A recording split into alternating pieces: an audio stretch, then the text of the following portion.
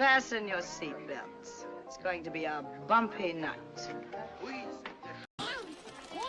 But tell me, Eddie, is that a rabbit in your pocket or are you just happy to see me?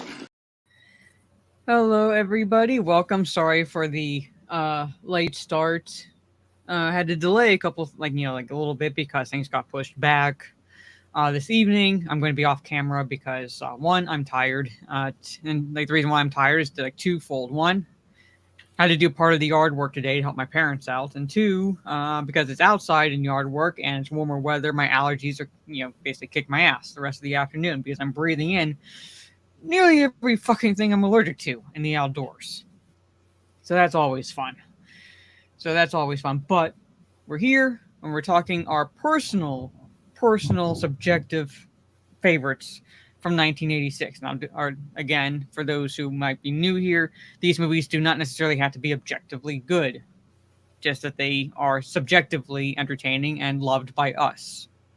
So, and strictly movies from 1986. I had to narrow my list down from 30 movies I've seen in 1986. Yeah, I actually had to edit a bit because there were a couple that I was like, I've actually seen this other movie a lot more when I was a kid, and also had to. Mm-hmm. Well, a yeah. chunk of it for me was nostalgia. Like I'll straight up say that there's 3 animated films on my list, and there's no way that I was not going to include them purely because 1, I still love them even as an adult, and 2, like the nostalgia factor because I grew up watching them. Yeah. And even with the live action movies I have on my list, a chunk of them it's like basically straight up nostalgia. Now again, are they personally objectively good? Most people might disagree, but if they're on, I will sit down and watch them. But before I say hello to the chat, Stieg, introduce yourself, where people can find you and all that fun stuff. Hi. You can find me on Twitter and on this channel, and sometimes on Teresa's channel. I'm here twice per month. Mm-hmm. And I was just on Teresa's channel too, talking about the Fallout show, which I still have yet to watch because a lot of no time. Let's put it this way: no time. Well, it's not going anywhere, so. No, I was hoping to do one episode a day last week, but schedule-wise did not work out, and the schedule-wise this week did not work out because spring cleaning and yard work. Have you played the games? No, I actually did purchase New Vegas on Steam because it was cheap, and I think I still have the physical copies. No, when I say I mean because my siblings primarily played it. I think they were just on sale for almost nothing on GOG. Mm-hmm. If you buy them on GOG, you get 1 and 2 for free. I don't know. Second one lets you be in start in an adult movie if you wanted to and needed money. They were more gritty. So, well, actually, I played that game just for that option.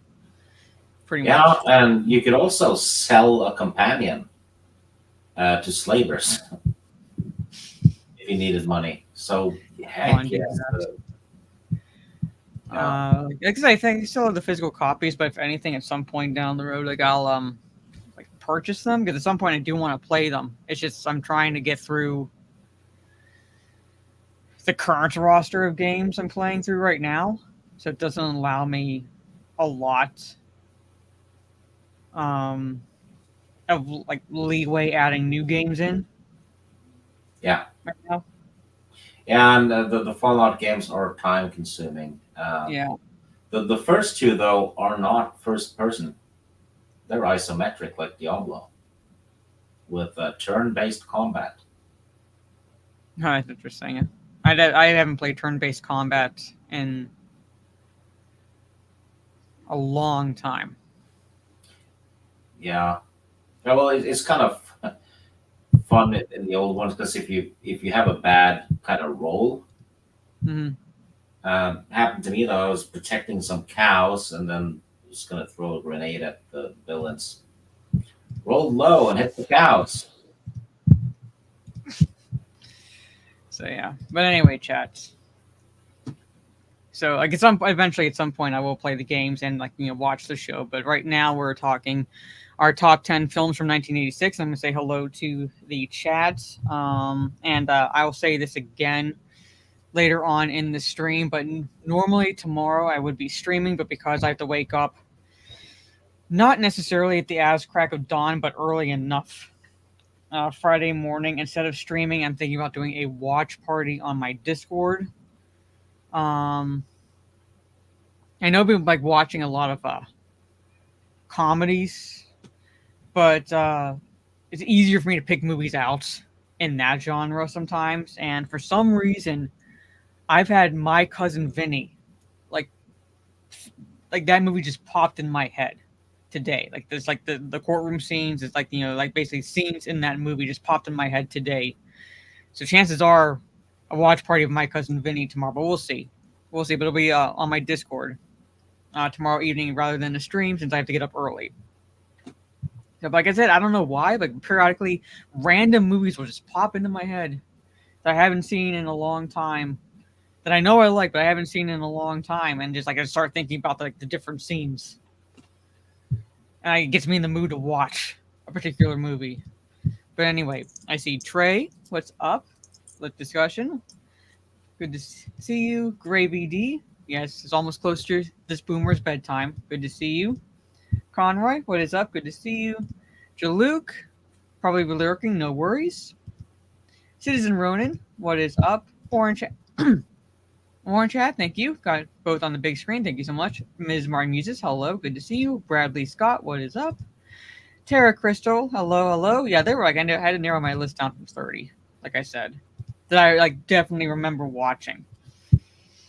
Mike Hill, $5 super chat. Thank you so much. Hey Mara, tonight episode of Chucky will have the spirit of Charles Lee Ray come face to face with Chucky doll. How does that? Okay, I know I haven't watched the series, but how does that exactly work when Charles Lee Ray's soul is actually supposed to be possessing the Chucky doll? So how would his spirit come face to face with the doll? Maybe before he possesses it. Yeah, but it doesn't make any sense because like he's literally looking at it when, like he's reciting that chant.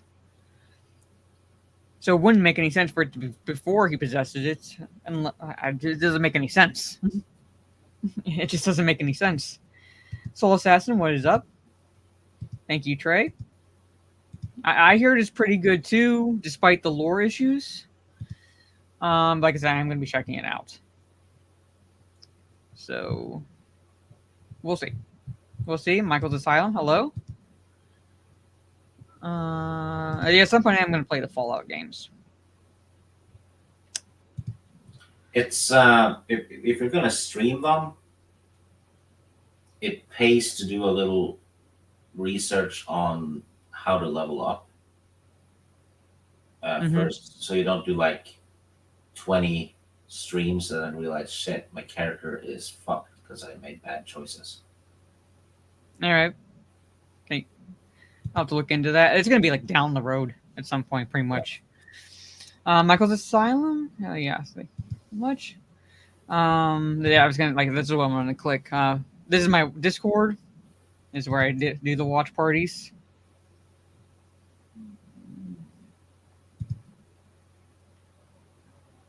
Seeking 1906 movies. Anyone seen House? Part of me wants to say yes, but I'm not 100% certain. It sounds like the title just sounds familiar, but at the same time, I'm like, I've seen so many movies over the course of my life that I believe I did see it. I've actually discovered a lot of movies that I thought I had seen, but it turns out I haven't, which is good because that means new content, right? Yeah. Been a while since I played a Fallout game. Favorite still New Vegas. Like I said, I did get New Vegas because it was cheap on Steam. And I do have it. I think I do have it installed. It's just I'm not sure when I'm going to play it. Like it's been be perfect. Yeah, Fred Gwynn. I love Fred Gwynn. I love Marissa Tomei, especially her courtroom scene. Joe Pesci. That's one underrated actor. Yeah. He should be up there with Gene Hackman and Jack Nicholson. There's like so many good parts in My Cousin Vinny. No worries, isn't Ronan. Like not everyone talks during the watch parties. I just do it occasionally. Like if I don't feel like streaming, or I every other weekend. Depending on what's happening, just for people to be able to relax. So it's not like we're like necessarily talking the whole time during the movie. Next definite watch party. This one is impromptu. And Sunday will probably be a watch party as well instead of a stream. Because again, I have to get up on the early side Monday. But the next definite watch stream will be for the wrestling event Backlash, which is a week from this coming Saturday. Because I can't watch it when it's live because it airs at 12:30 p.m. Eastern on my time, and it's not like I can't watch it when it starts. I'll be doing a replay watch party later on. So I have no idea. Hello, Paul. Good to see you. Two Utes. What's a Ute? Well, it's not exactly they don't want to rage at Halo. It's like I have to get up on the early side. And chances are I will have to restart the part I'm on because every time I fucking start it up again, where I die quickly because the AI is useless on Legendary. I take it that doesn't make you a happy chappy. No, it doesn't. It doesn't. But anyway. All right, so top 10 films of 1986. And for those who, again, new here, what Stieg does is he rolls a d20 to see who goes first.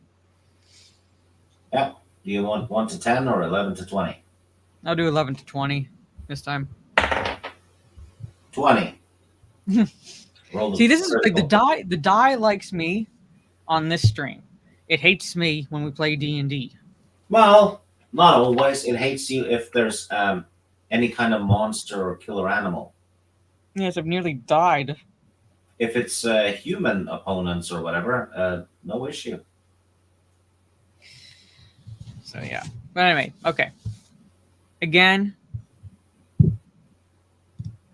Well, Kenzo, one of those movies is on my list. I'm not going to say which one, but welcome. So thank you for tuning in. But one of those movies is on my list. Probably the gay anime. I'm not going to say which number.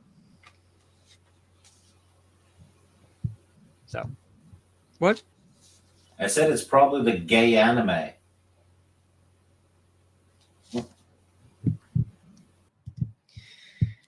Chad, I want to apologize for my co-host. He's a boomer, and he doesn't know what he's saying half the time. All right. Hello. Yes. Yes, I'm going to send him a Paltrow candle. Anyway.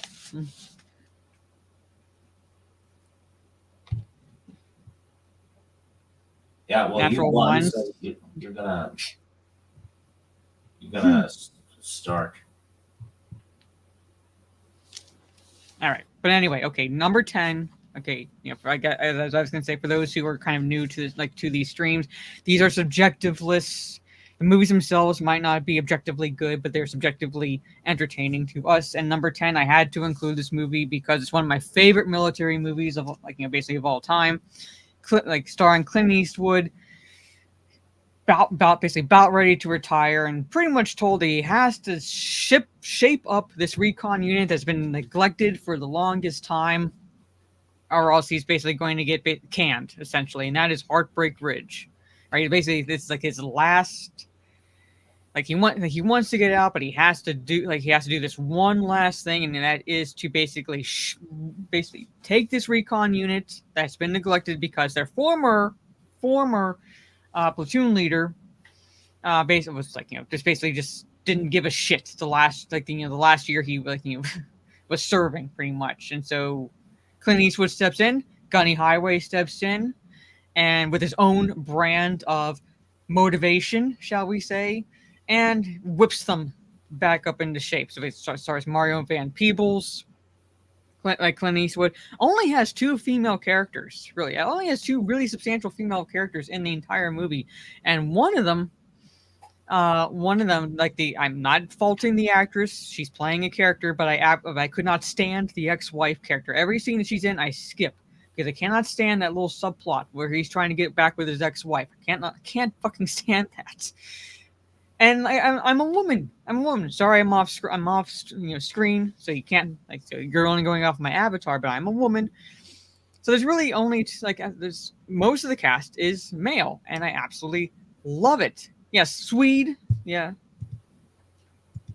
And basically the events that happened in Grenada. So I got absolutely insane. Oh, Everett McGill is in it. He basically plays a kind of an asshole character that's kind of like Gunny Highway was how do I put this? Basically held a former position before he was transferred to another section, and he used to be supply, so he has this kind of douchebaggery attitude to him. Yeah, he played Stilgar in the 1984 Dune, but he's in it. He also played in Silver Bullet. Incredibly underrated actor. Plays one of the main characters in Twin Peaks. Don't worry, Kenzo, I got you covered. Yes, but I'm saying he's a fairly underrated actor. He's in Heartbreak Ridge as well. Incredibly quotable lines in the movie. I mean, when I was growing up, basically I'd you get terms like crotch rot and skunk stool and and shit like that, and my siblings and I would basically just harass each other quoting those lines. Would you agree if I said if Disney had done Star Wars right, Everett McGill would have made a great Talon Card? I think he would have. He would have made, like I said, he is an incredible actor, and I could see him as Talon Card. I could see him as that character, but at the same time, Disney screwed the pooch. Oh yeah, it's not happening now. So, and I think he's retired. He came out of retirement a little bit for the new Twin Peaks season. Mm-hmm. So yeah, regardless of Mario Van Peebles' unconvincing guitar skills, like I said, I do absolutely love the movie. And if you haven't seen it, I recommend it. It's one of my favorite military movies. And the woman who owns the bar, who's the only other substantial female character in the movie, she's my absolute favorite. I would have preferred more scenes with her than the ex-wife. So anyway, Heartbreak Ridge, my number 10. And hello, Dan. So that's my number 10. Well, my number 10 has a Twin Peaks character in it too. Mm-hmm. It's Blue Velvet by David Lynch, and it has the weirdness of Lynch in it. Colin McLaughlin plays a young fellow who finds a severed ear, I think it is, when he's out walking. And then it gets worse. Dennis Hopper is in it, plays a complete psycho, and he does it fantastically. Isabella Rossellini plays the psycho's girlfriend. I'd say it's like a crime thriller. I think it's set in the 50s or 50s-ish. Mm-hmm. Um, it has a brutal, really brutal, non-consensual sexual scene in it, which Uh, sparked controversy back in the day. Uh, it was that one was tough to watch actually, because mhm. it involved a pair of scissors. Which then, yeah, Dennis Hopper did it, but insanely good acting, uh, incredible tension in it, because you constantly feel that something really bad can happen to the main characters, even if they're the main characters, right? Mhm. And Dennis Hopper is scary as heck in this. It might be one of his best roles. Uh, He's one of those actors where it's like some roles it feels like basically Dennis Hopper playing Dennis Hopper, but then there's other roles where he's just insanely good. yeah. Yes, Citizen Ronan says it's a very weird movie. It is, because David Lynch is at his best when he does weird, because the guy is weird. Yeah, he pretty much is. But I'd say an 8 out of 10. You know, it's it's not a masterpiece, and it's probably not even a classic, but it's still definitely worth a watch if you like really dark thrillers and crime movies, I guess. So Brad Dourif, also from Dune, in Black Blue Velvet. Brad Dourif, he's been around for a long uh, time, even before he became known as Chucky in Child's yeah, Play. it was in One Flew Over the Cuckoo's Nest, Yeah, he's been but around. he's retired. He said he's not going to do any acting anymore unless it is Chucky related. I mean, well, that I don't want to say that's the only role he's known for, but that pretty much is like what for most people. If they think of Chucky, they think of Brad Dourif. Yeah, well, Wormtongue. But Oh, I'm saying like as far as franchises go, yeah. like you say Brad Dourif, He is. I I'd don't say know. I I'd don't say know if even more so Chucky than Wormtongue. have you seen Deadwood? No, He plays the doctor in it amazingly. He does a 10 out of 10, but yes, he will be known for Chucky. I think he knows that too. yeah, I'm saying like he was yes, he was in Alien Resurrection, and he was like incredible as Wormtongue in Lord of the Rings. But most people would like I would hazard to say most people would know him for the Chucky role. Oh yeah, So, and Michael's yeah. Brad Dourif was he was awesome on the X Files, 100%. so basically, Also, Bruce Campbell was. I think he almost got nominated for something mhm. for the X Files episode. He did. So Brad Dourif is again like another underrated actor. Oh hell yes. Like who should be A-list status just based on his skills alone. Yeah, in acting. his skill wise, he easily surpasses a lot of the A-listers today. Yeah, I know. I'm saying it's like if it were just based purely on skills, he would be an A-list actor. Yeah. But unfortunately, like the way Hollywood works, like he's not a level. Yeah, probably haven't even won a lot of awards. No. You should have. Mm-hmm. But yeah. But yeah. So anyway, you start number 9. My number 9 is a movie I had you and Trey watch. It's Thrashing. I could not have it because I watched it so many times, and it was one of my friends' favorite movie when we were kids, and he liked it so much that every time he visited other kids, he'd bring the damn tape in case anyone wanted to watch the movie, and so he'd like,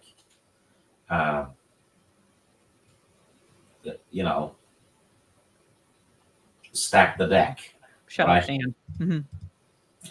That guy sadly passed away. He passed away when he was in his early 20s. So it's kind of like a extra nostalgia with that one. But yeah, Mhm. Thrashing. It's Josh Brolin moves into town with a skateboard. It turns out most of the town is into skateboards.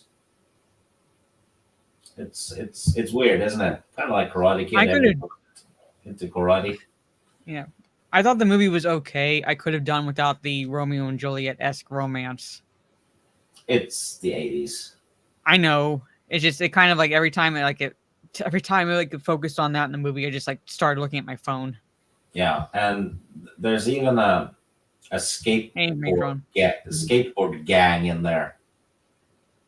Yes, I Villains know. on I'm saying skate- it's like, yeah. I just focus on the skateboard gangs. That's all I fucking cared about at that Yeah. point. Yeah, I know. Full on cheese. It's the movie's so 80s it almost hurts Mm-hmm. because it has almost every damn 80s cliche in it. So it's Karate Kid on skateboards, isn't it? Mm-hmm. Something like that. Great cast, great soundtrack, and the skateboard scenes are awesome. They even settle their differences with skateboards, where they use melee weapons and skate at each other as if they're jousting Mm-hmm. and beat the shit out of each other. Yeah. I am not kidding. That's how far they took it. So But yeah, cheesy 80s, kind of a feel good movie, too. Really. It's not, well, that's kind of typical of the '80s. yeah, it's not attacking anyone, you know? No. It's just, yeah. Yeah. But anyway, like I said, it was okay. Yeah. It's, I'm not Really. going to say it's any kind of masterpiece. It isn't. No. But it's a great movie if you just want to shut your brain off and watch something 80s that's going to feel good. Mm-hmm. You know? Yeah. But that's what it was made to be as well. So I guess they succeeded. Also, the guy with like the incredibly disgusting teeth, I couldn't look at him on the screen. I was like, no. Like, please tell me that's not real. Please tell me that's makeup. I can't look at that. I can't look at him. The one like that was like dirty, basically. Whatever you want to say. But anyway, Uh, okay. My number 9. It's also, I guess, fairly incredibly 80s. But I had to include it. And that's Crocodile Dundee. oh, I have it too. Yeah. I had to include it. Like, It was a I mean, I damn get good movie though, and, Yeah. and it did really well. basically the overall premise is this female American journalist like hears about this like legendary Crocodile Dundee who got his leg bitten off by crocodile, and basically whenever tall tales are spun essentially. So she travels to the Northern Territories in Australia to find this man, to basically discover that, he's not missing a leg, but he has a nice bite mark in it, pretty much. And she's still decides to do basically a piece on him. Essentially, she's basically, as she's working on the story, she's kind of hanging out with them and so forth. As he's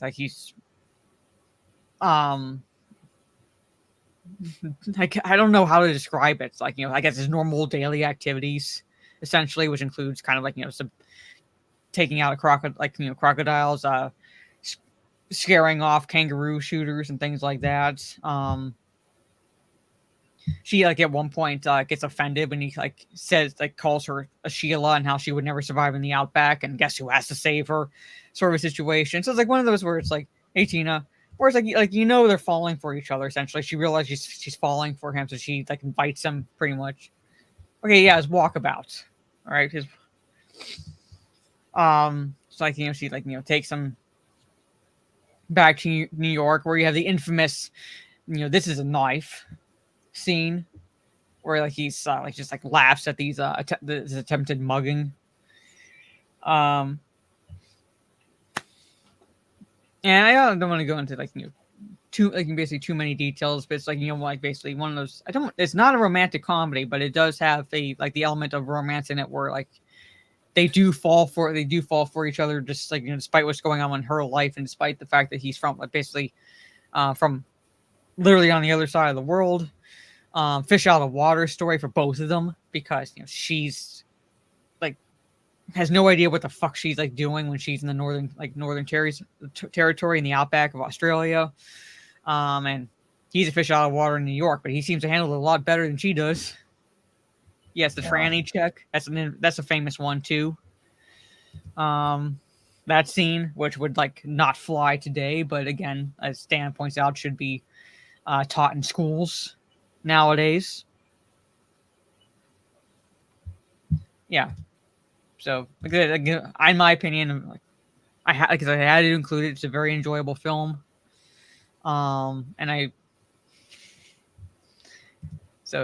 Simple story, but it's still also a feel good movie. Oh yeah. Yeah. So, and like basically Paul Hogan is Crocodile Dundee. So, but anyway, so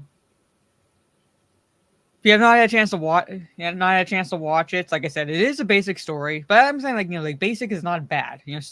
Simple is not bad. Simple knows what it is. Yeah, it doesn't try to be anything else. And I'm not saying that it's rarely ever, in my opinion, a bad thing as long as it's self-aware. And this movie is self-aware. It doesn't try to pretend to be anything else other than what it is. Yeah, it does everything it needs to do, and it does it really well. Yeah. And, the characters have a lot of good chemistry as well. I think they got married. Yeah, so Tara's pointing out, yeah. So. Anyway, that's my number 9, Crocodile Dundee. Yeah. Okay, my number 8 is... It's a weird movie. A lot of Jim Henson creations in it. Basically carried, in my opinion, by David Bowie. Oh, that one. Or that one, yes. But I had to include it because, again, I love the weirdness. I love the weirdness to it, and that's Labyrinth.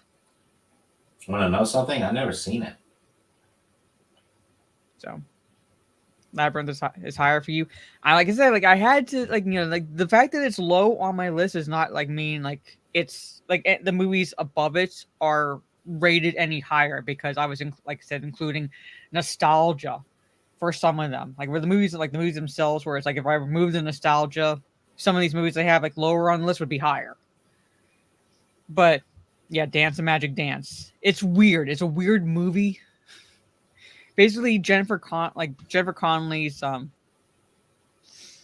guess I can't remember if her mother died or her parents just divorced, but basically her dad remarried, and he and his new wife had basically a baby, and Jennifer Connelly's character is a teenager, 15, 16 years old, I think she's supposed to be. She does not age. No. But she's supposed to be still relatively on the young side, but she's basically older sister to this her brother, whom she can't stand because basically typical teenager, she doesn't want to have to watch him and things like that, and she's very kind of obsessed in a way with this book that has basically it's the labyrinth in it and the Goblin King, and she at one point out of frustration says this chant for the Goblin King to take her brother away, which to her surprise actually happens. The Goblin King does what she wishes because she did the chant, and now she has to go into she has to travel into that world, into that labyrinth to rescue her brother, and along the way she meets this host of creatures. and for friends, like some of them, and they kind of like tag along. It's almost like a kind of like a bizarre twist in a sense on Wizard of Oz in a way. Just like just like with the elements of like basically like it's like she's journeying into this world, this like this basically strange land, and she meets these characters along the way. 3 pretty much it's like tag along with her. Like she meets other entities in her travels, but 3, like the Wizard of Oz, tag along with her. So it's like like a little bit Wizard of Oz, a little bit like Alice in Wonderland. It's like kind of a hodgepodge in a sense, but those elements mixed in to the overarching story of this girl trying to rescue her baby brother, like realizing that like she cares about him. Like she actually she said it out of frustration, but she actually cares about him. She's not going to abandon him. And that's pretty much the plot of Labyrinth, without giving anything more away near the end of the movie. But like I said, it's very strange. I'm saying like in terms of like the fact that she like she has like kind of like a group that forms around her, like in her travels, is very Wizard of Oz, but the atmosphere is very much like Alice in Wonderland. So it's like a little bit of Wizard of Oz, Alice in Wonderland, and like that overarching plot.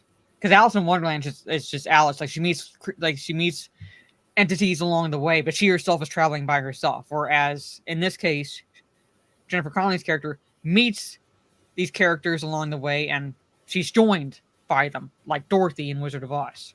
So a little bit like those elements. But yeah, Labyrinth. I'm not necessarily saying it's objectively great, but it's subjectively weird, and I just find that entertaining. So, like I said, I think David Bowie pretty much carries the movie. He does Strange very well, and he's of course he's gonna sing in the movie. You can't have David Bowie in the movie and not have him like perform songs. So, but there it is. Well, if you count her brother, there's only 3 humanoid characters. Because you have to count her baby brother.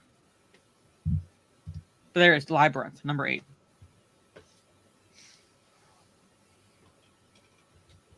Okay, I was supposed to do number 8 now, yeah. Yes. Well, I have a buddy cop movie. Running Scared. Now, someone had that. I can't remember who, but someone mentioned Running Scared earlier. Yeah, it's Billy Crystal and Gregory Hines. Action comedy.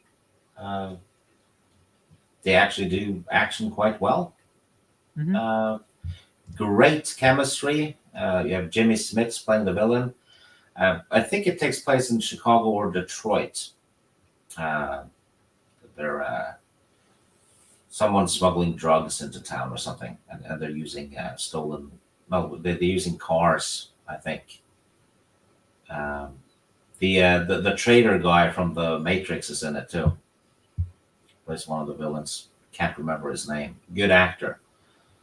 You can't see me, Kenzo, but I'm giving the okay sign. Because, yeah, love the, like, Henson creations in the 80s were just, like, dope. Go ahead, sorry. Yeah. Kind of less gritty than 48 Hours and Lethal Weapon, though. It's more on the humor and the one-liners, I guess. But I'd give it a solid 8, though. It is a very good movie and very underrated. So if you have an hour and a half to spare and you want to watch some 80s action comedy, that you can do way worse than this movie. A friend of mine had it on VHS back in the day, which is why I've watched it. Otherwise, I probably wouldn't even have checked it out, But I'm glad it happened, because this is probably one of my favorite movies of the year. See, I didn't include it on my list because I know I've seen it, but I couldn't remember it that well. So I didn't want to include it and like be like, Oh, like shit. Am I like remembering this movie correctly? Yeah, I've had I had a few of those on my list too, where I just had to remove them because I just don't remember them well enough, which means I didn't watch them enough. Yeah. But yeah, Running Scared. Those of you who haven't seen it, go watch it. I think you're gonna like it. Yeah. Okay. All right, now we're on number 7, and you get to start this one. Yeah, number 7, horror movie. Mhm. Breaks the fourth wall a bit too. Friday the 13th, part 6. Now, I know I've seen that. But I did not include that on my list. But that's it's probably my favorite in the series. Basically, Jason's dead, and that dumbass kid, who's now older, shows up at his graveyard and stabs him with a metal. ostensibly to make sure he stays dead, but then the lightning somehow brings Jason back. Yeah, the lightning hits the rod, and then he gets an upgrade. Yeah. He's uglier, but he's upgraded. Yeah. So, well done, kid. Well done. Yes. A heck of a lot of kills in this one, actually. Mm-hmm. It might be the one with the most kills. Like in terms of like Friday the 13th movies, this one is like this one is actually decent. It's just how Jason comes to be. It's just silly. And it's soundtrack by Alice Cooper. Mm-hmm. Remember when horror movies had metal people? Yeah. In the soundtrack, it was. Oh, awesome. I love Alice Cooper. Yeah. And this is kind of where they also start making fun of the kills because they get more over the top, Yeah. So it's almost like horror slapstick at times. Mm-hmm. But like I said, it has a few really good scenes where one where you see the lady that's looking after the kids. She's walking past the kids' beds, right? And you see Jason walking behind her outside the window, kind of following her. Mm-hmm. Yeah, that was a really cool shot. It stuck with me. Yeah. But maybe one of the more rewatchable in the series. I don't know. And like I said, it also breaks the fourth wall because the gravedigger starts talking to the audience, which is not something you see every day.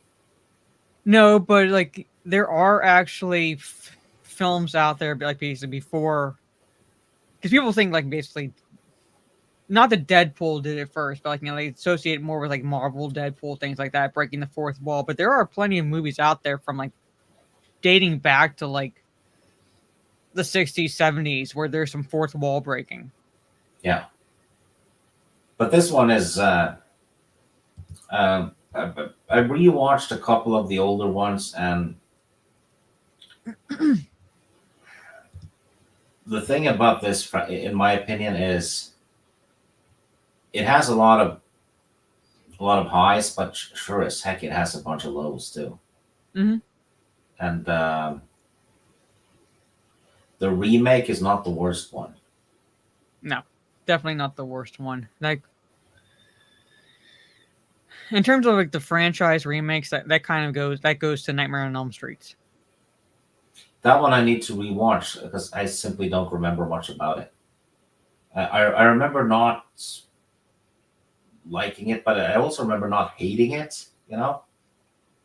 It's not complete shit, but like in terms of the franchise remakes, it's the worst. And I would say the best was Texas Chainsaw Massacre. Well, that one was great. Yeah, I think that one is the best. Yeah, and I like the Evil Dead one, but I don't consider that a remake. That's not exactly a remake. It's more like a reboot of sorts. I'd say it's a continuation of Evil Dead 1. Probably, but I'm saying like it's not a remake. So it's like completely different story because you do see Ash's car Hmm. behind the house. Yeah. So it kind of assumes Evil Dead 2 never happened, Hmm. which means back in the 80s in Evil Dead 1, Ash actually died at the end. Hmm. Yeah. So if you think about it as, like that and as a sequel, it's actually pretty good. But yeah, anyway, Friday the 13th, Part 6 might be my favorite in the series, I think. Hmm. Um, So I forgot Castle in the Sky. I did not include Ghibli films, and I completely forgot Castle in the Sky came out this year. I like only. I like I said, I did narrow it down to 30, and that's just from American films I've seen. So, but I completely forgot about that. It came out in '86. But anyway, okay, my number 7 is, you know, an objectively decent film. Not exactly great, but I watched the hell out of it when I was a kid. Right, and it has Paul Rubens, aka Pee Wee Herman, as a voice actor for alien technology in this film, because somehow this kid, when he's like basically knocked out while trying to find his younger brother on like this kind of like nighttime outing, like fireworks, like basically like oh, celebration, like you had me watch it. Flight of the Navigator. Yep, Yeah, a couple of years ago, yeah. I think it was. I got scolded for not having seen it, Hmm. so I fixed it, and the scolding was appropriate because it's one that you should watch. Yes. So Flight of the Navigator has Sarah Jessica Parker in it. It's like one of her early roles. So it's like it's a fish out of water story essentially, but it's like a time travel story also, because this kid wakes up like 10 years later, and he's still the same age. Like so, like it's like wait a minute, like what exactly happened? And he's connected in a way to this alien craft that's been basically captured, basically housed by the government because they're trying to study it and they can't get this thing open. But this craft reacts to the kid, and the kid realizes that this craft can take him back in time to where he got knocked out. Because what must have happened was like the how do I don't even know how to explain the science, basically like semi alien abduction, semi like time traveling pretty much. But he uses the alien vessel and with the technology voiced by Pee Wee Herman to find his way back to that night where he gets knocked out. And I also love the creatures on the ship and so forth. Like I love like the little one that he kind of keeps as a pet. I kind of like when I was growing up, I kind of wanted one for my own. I thought it was like in a weird fucking way adorable. And it's like a nice kind of like family friendly type of movie. And like one of my favorite scenes in the movie is when the alien, like the alien. How do I don't even know the alien device. He's kind of like a mechanical instrument that's part of the craft. Right? Hey, Holocron. And he's like trying to find music, and the boy hates the current day music because he doesn't know it, and finally lands on a station that's playing Beach Boys songs, and the boy starts singing along to "I Get Around" or "Get Around," and gets the Pee Wee Herman character to kind of dance as like best as he can do, and it's like you can't help. For my me, I couldn't help but still as an adult just like smile at that scene. And it's one of those movies where it's like if you're a kid, you're watching this going, man, I wish something fucking happened to me. Yeah, a lot of the '80s movies are like that. If they're aimed for kids, it's like Yeah. And this one is very much aimed for kids. And I don't want to give away. Yeah, see you later, Navigator. And Pee Wee Herman's voice. But said, watched the hell out of it when I was a kid, when I was growing up. Still enjoy it to this day. It holds up. And the comedies, like, mainly from Paul, like, basically Pee Wee Herman's character, but still, like, I like the back and forth between him and the young kid. And I don't want to give away the end, like, basically give away the ending, but that's pretty much the premise. It's like this kid waking up about 10 years later to find out he hasn't aged. His brother is aged, so technically now his brother's older than him, and trying to figure out, how do I get back 10 years prior to when this whole crap went down? And kind of like, also kind of like having heart at the end of the movie, because, you know, you have these two brothers who don't really get along. As, like, basically, like, when you're young, siblings, like, don't always get along. And, you know, it's like having that little touch of sentiment, especially at the end of the movie. That's a thing in the 80s, though. I mean, even, you know, Crocodile Dundee and Running Scared and Thrashing, they're all feel-good movies, same as this one. Mm-hmm. So, well, it's like not just, like, you know, necessarily feel-good movies, but at the same time, there's, like, when I say heart, I mean, like, it kind of tugs at the heartstrings just a little bit, especially at the end of the movie. Yeah, because you have that essentially epiphany, as most characters are typically supposed to fucking have. Nowadays, they don't in most movies. But kind of, like, you know, like a little bit of epiphany as he's going on his journey, and that's where the heart comes from. So, and I would say it's better than E.T. Better than E.T. There's supposedly a film called Life After Navigator on YouTube. Huh, I didn't realize that. Okay. But yeah, Flight of the Navigator, my number 7. I remember seeing that at video rental stores all over the place back when I was a kid. Mm-hmm. I never rented it, though, because in my mind, if there was a kid in it, I would get annoyed by the kid, because, you know, I wanted, like, full-on warfare movies, right? So Mm-hmm. I dismissed a lot of movies based on that, because, you know, Yeah, well, stupid kid. so, well, I can kind of see that, but at the same time, it's like, at least in Flight of the Navigator, the kid's not stupid. Yeah. Well, here's the thing. I thought every kid in the movie was stupid in my eyes, except Short Round. Him I liked. But I will be right back. I have to grab my dog, and then we'll get into our number 6s. Yeah, which is your Be right back. turn? Yeah, it'll be my turn to start when I get back. I just have to run and grab my dog real fast. Yeah, Trey, I completely agree. The kids in Jurassic Park sucks. And all through the series, too. Even if they're good characters, you know they're not going to get eaten. So they're like, oh, yeah, we're going to put the kid in danger and have, like, tension. No, we know the kid's not going to get eaten. You know? Just have one of those fuckers get eaten, and you'll have tension, right? But yeah,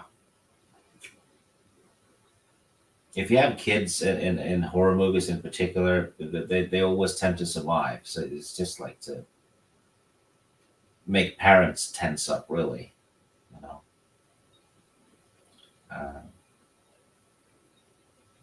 Yeah. Okay, sorry about that. But yeah, so the kids in Jurassic Park suck, but in particular, Lex. I don't know why. I just want to smack her. Oh, Anyway. Terra Crystal, you're right. A lot of the kids in those movies weren't stupid. I was stupid and thought they were stupid. Because I was a kid. Yeah, because I was a kid at the time. I mean, for fuck's sake, I was a dumbass kid. Anyway, Oh, yes. All right. Not my number 6 is actually the first of 3. I have 3 animated movies on my list, and like so three, like, the three of these movies and watched the hell out of when I was growing up. And number 6 for me is An American Tail. I think I've seen that once. Mm-hmm. I remember, I might not have seen all of it, but I remember really liking it. And it was kind of like, I wanted to see the whole thing, but I never got around to do it. So maybe I'll do it soon. Yeah. You should watch it.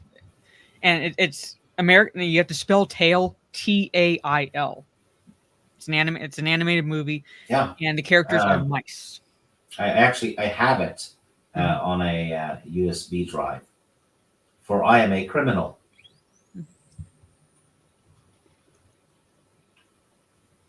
Hold on 1 second.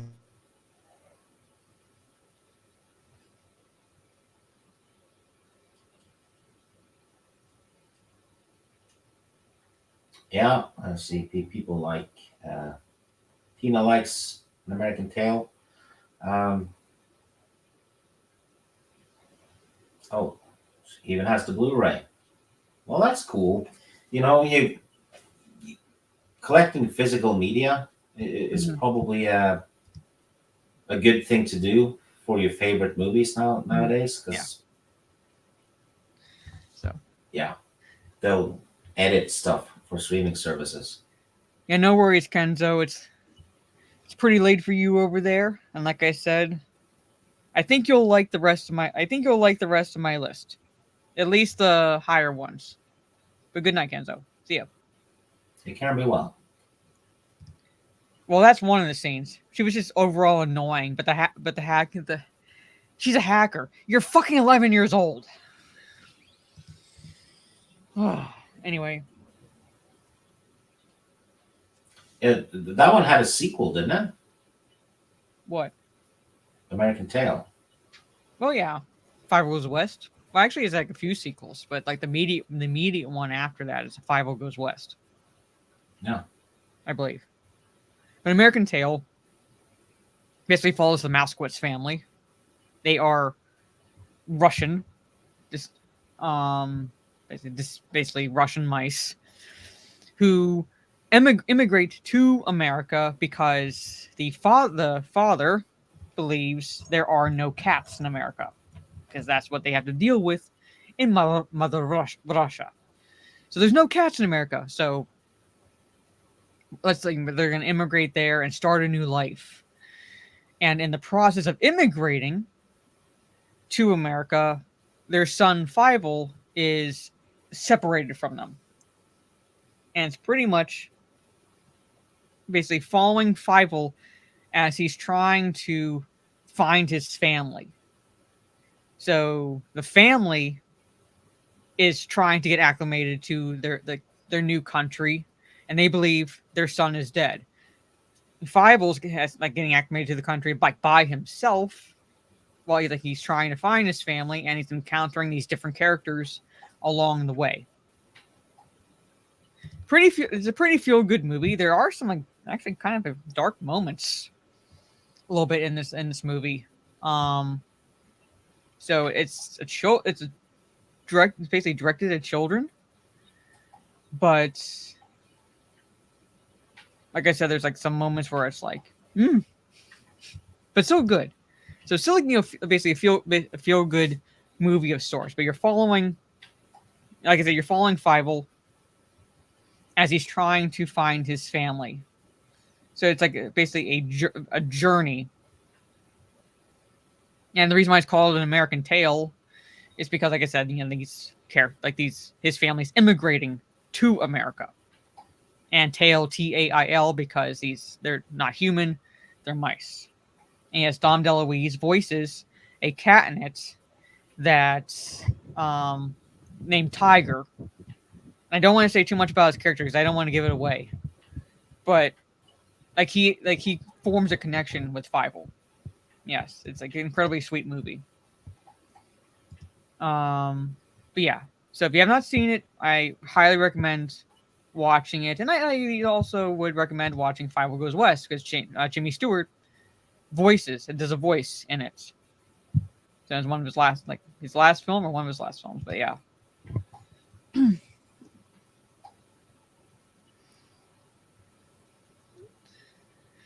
But yeah, An American Tale. So again, if you have not seen it, I recommend it. And that's my number 6. I'm to do 6, yeah. Yeah. Yeah. Well, my number 6 might be on your list. I'm not sure. Police Academy 3. Actually, not on my list. It's one of the ones I had to kind of nix for the top 10. Yeah, I rewatched it very recently.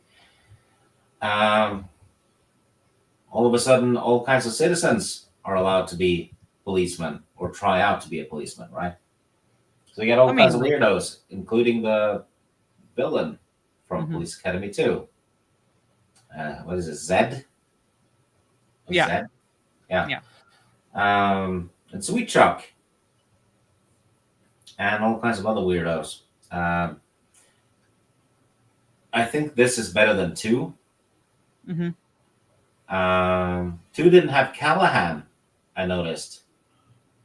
Because the guy would notice her. And she wasn't in the second one. No, they very much focused outside of the academy. So I think she was kind of like more connected to the academy part. So like she came back to the third one. And she is funny as hell, though. Underrated. Yeah. Leslie Easterbrook, yeah. Oh, yeah.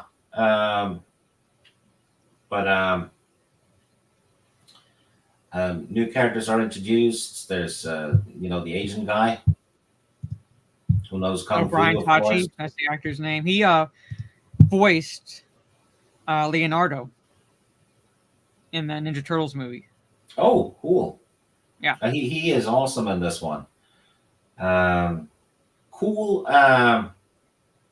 motorboat thingy, motor scooter or whatever you want to call it, chase in the end. It almost has like a little bit of an action movie feel to it, in the finale. Tackleberry is awesome. All of them get to shine in this one, I thought. But yeah, it's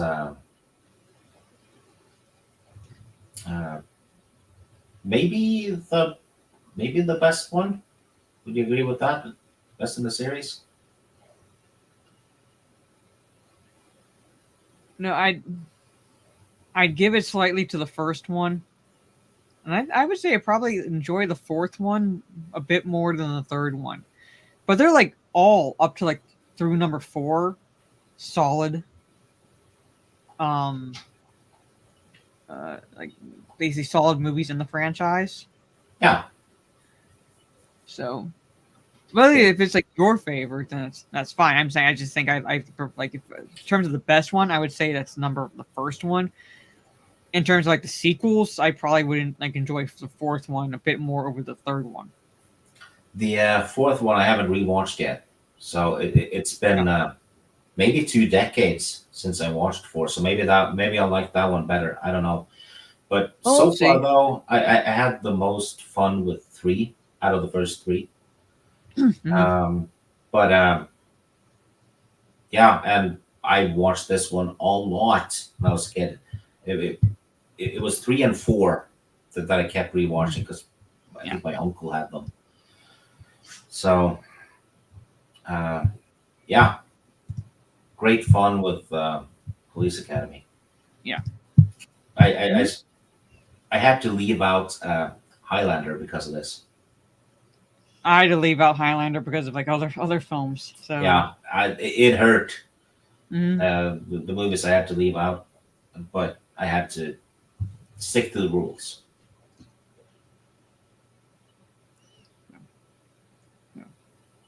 All right. Number 5, and you start this one. Another comedy, fantasy comedy, I'd call it. The Golden Child with Eddie Murphy and Charles Dance, and one of the women that got in trouble with Polanski. Charlotte Lewis, that's her name. Good actress. Basically, Charles Dance plays a demon who wants to kidnap the Golden Child, which he does from Tibet. The golden child is like tied to humanity. I can't remember which bit of humanity, but if that one dies, humanity will lose that bit of humanity. Maybe it was greed or compassion, something like that. Anyway, they have to corrupt the kid and then kill its soul. So that they're trying to get the kid to eat, human flesh. I think it was. Eddie Murphy though plays a guy who finds missing children, and there's a prophecy about him. A guy who is no angel is going to save the golden child or protect the golden child, and he also needs to find a magic dagger in Tibet that will kill the demon. And the demon wants the dagger because that one can't kill the child. So it's a bit of intertwining stuff. And you have the great Victor Wong in it, playing a supportive role. People might recognize him from Tremors, being the store owner. And I think he was in a few John Carpenter movies as well. But Eddie Murphy, in Big Trouble in Little China? I think he was. Yeah, he was. And also in Prince of Darkness. He was one of the leads in that one. It was him and Donald Pleasance. So wasn't Dennis Dunn also in Prince of Darkness? He was also in Big Trouble in Little China. Yes. Prince of Darkness is underrated, by the way. But yeah, Golden Child, Eddie Murphy shines in this one. And I've said it before, in the 80s, Eddie Murphy could do no wrong. And remember, renting movies with friends and stuff. And, you got shit if you picked a bad movie. So people would, play it safe and rent an Eddie Murphy movie. And they will always be bangers, right? Yeah, pretty much. But and Charles Dance is great as the villain because he's English and sounds evil. He just like he's most likely like very nice in real life, but he just exudes evil. I don't know what it is. Yeah, I've seen interviews with him. The guy's normal. Yeah, one of the nicest people ever. Seemingly. It's kind of like Jack Palance, where it's like he's one of the nicest guys in real life, but he just like plays just shifty, evil characters well. I don't know what it is. Yeah, Alan Rickman as well. Yeah. Everyone liked him. Nicest guy ever. Tends to. Yeah. Oh, Charles Dance, right? He played the villain in Last Action Hero. The first choice was Alan Rickman, but I think both would have been good. Like if both would have been good. The fun story is though that they couldn't afford Alan Rickman, so they hired Charles Dance. So Charles Dance walked around on set with a shirt that said, "I'm cheaper than Alan Rickman." The true story. I've seen him tell it a few times, but. Anyway, The Golden Child. For those of you who haven't seen it, watch it. It's fun. Great fun movie. Okay. Well, my number 5 is another animated movie. It's actually one of my favorite Disney movies. When Disney actually. Still did 2D animation. Still, artists still had talent when it came to not just drawing but storytelling and the voice acting. And that is a Great Mouse Detective. I rewatched it last year. I had comics when I was a kid with Basil. I'm not sure if you had those over there, but I probably did, but I didn't have the comics. I basically just watched the movie over and over again because it's very much alluding to the Sherlock. Basically, you even see a silhouette of Sherlock Holmes playing the violin in a shot, Oh. basically. But it's like very much inspired by the Arthur Conan Doyle Sherlock Holmes stories, Oh yeah. and where this young girl whose father is a toy maker, voiced by Alan Young, is kidnapped by a henchman of Ratigan, the villain of the story, voiced by Vincent Price, and she needs to find Basil, the great mouse detective, to help find her father. And this Dawson is kind of like the Watkins type of character who basically takes pity on the girl and tries to convince Basil to take on the case, and like eventually Basil does, and that kind of like forms that little trio where they're trying to like figure out clues.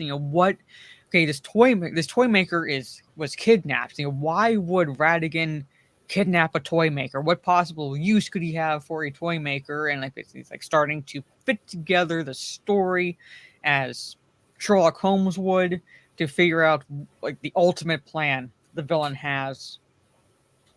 And is basically done so comically in a sense, but also like the ending is actually kind of dark. It's dark and tense. Intense, very much so for a kids movie. Yeah. Ever noticed that villains in old Disney movies tends to fall to their deaths? Yeah. They always die from a fall, don't they? With like the lighting effects, like in the animation, and it's like it was a storm, basically a storm happening. So a lot of the lighting was lightning. So there's some moments where it's like bright light and then dark, and you see the the psychotic look on Ratigan's face because his plans have been foiled essentially, and it's just like, oh my, like you're watching it as a child and going, holy shit. Yeah. Oh yeah, he has a cat. Ratigan has a cat, which he punishes, quote unquote, punishes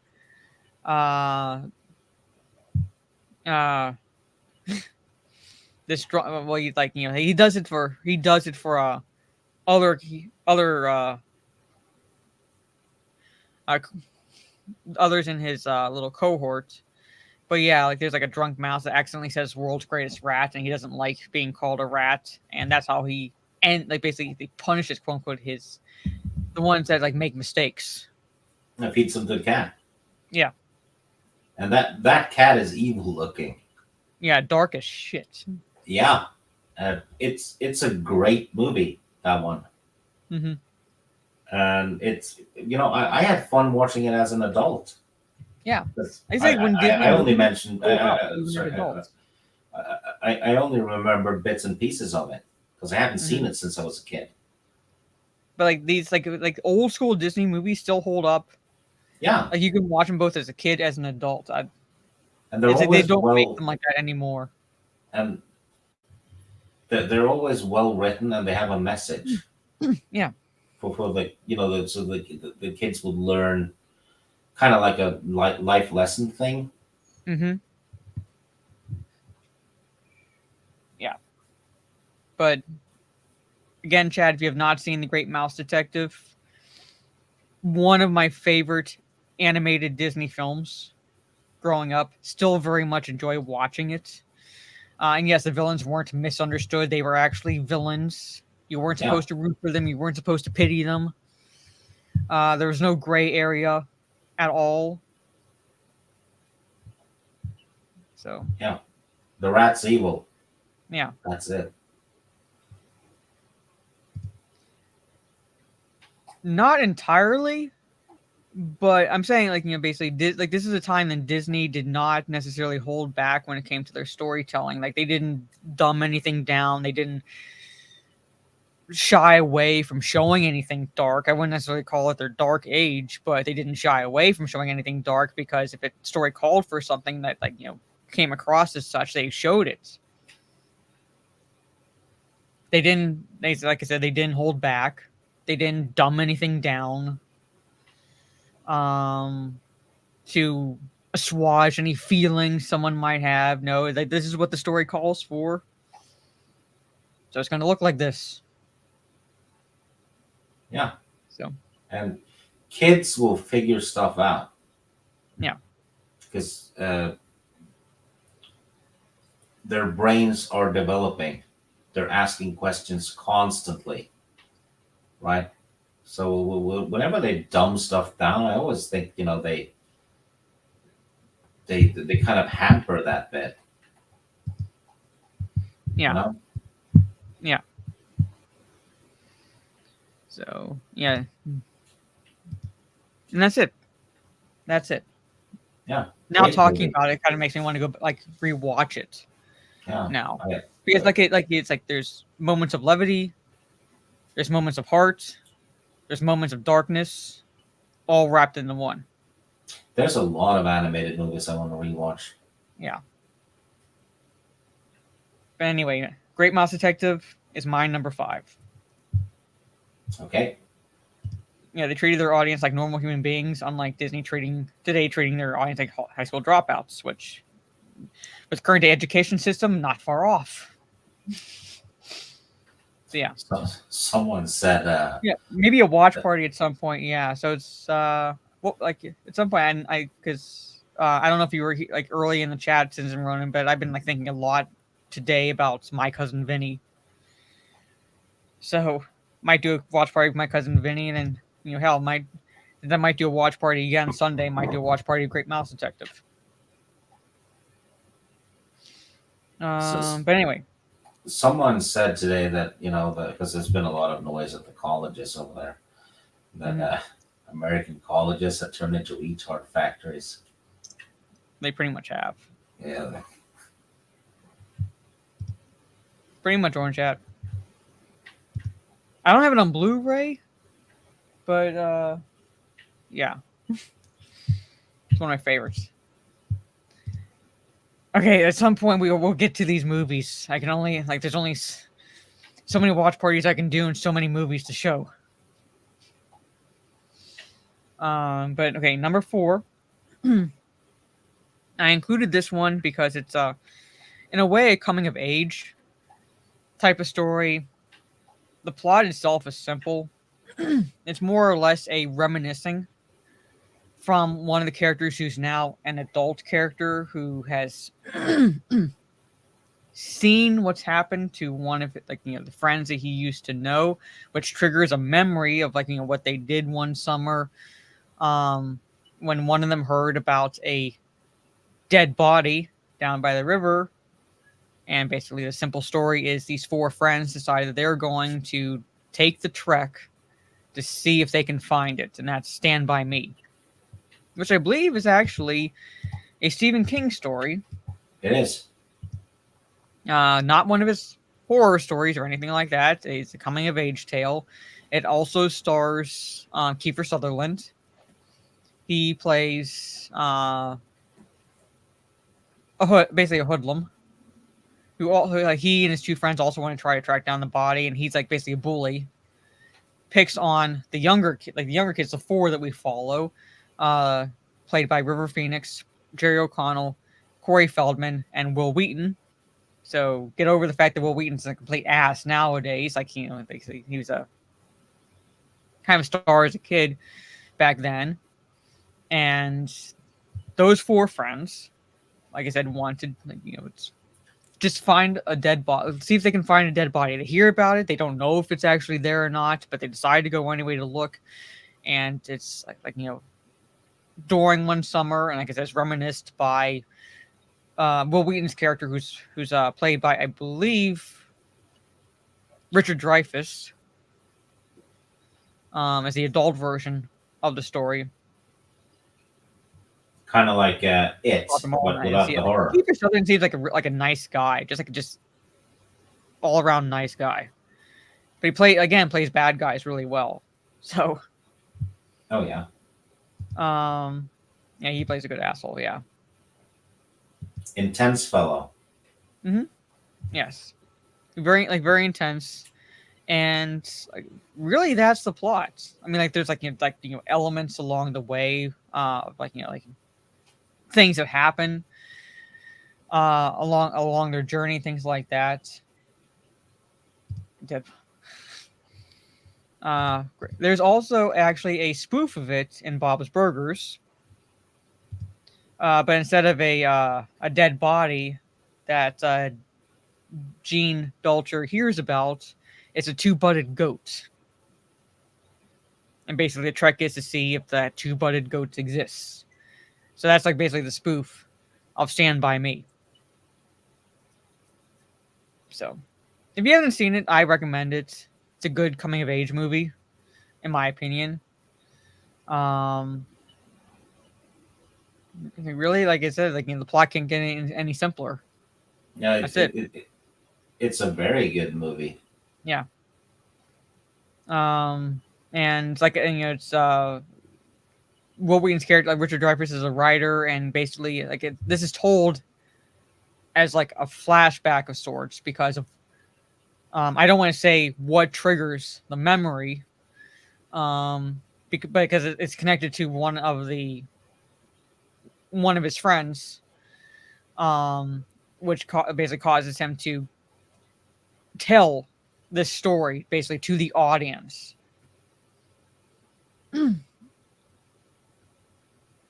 Yeah. But anyways, that's my number 4, Stand By Me. So. Yeah. Well, my number 4 is Crocodile Dundee, and well, we've talked about that one. You know. Yeah. I don't have much to add to it, except the sequel's good too. The third one though is not that good. So. But yeah, watch 1 and 2. Pretty much. But my number 3 though, that's an animated movie. It's Transformers the movie. That's higher up on my list. That one is downright evil. Yes. It bridges season 2 and 3 of the show. Yeah. And they wanted to make new toys, so they killed the fucking lot of them. Yeah, in that pretty much. movie, and they had to cut stuff too, because when the Autobots are escaping into the ship on Earth, they run through a tunnel, and the Decepticons gun them down. It's a massacre. You can still find clips of it, and they figured, oh shit, all the kids are going to see all their toys get killed off. Massacre. It was brutal, Tina. Like, very brutal. Yeah, they just no holds barred in it. Yeah.